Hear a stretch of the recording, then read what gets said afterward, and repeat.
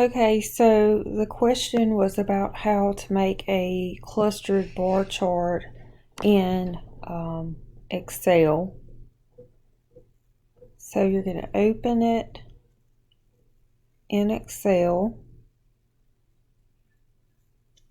and you're going to highlight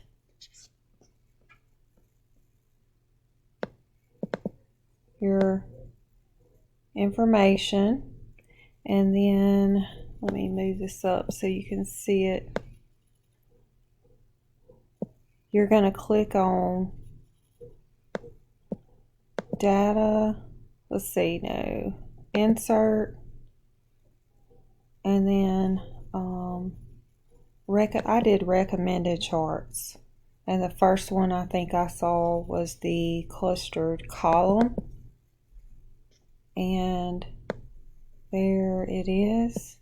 And you can change your title if you want to, but it's that simple.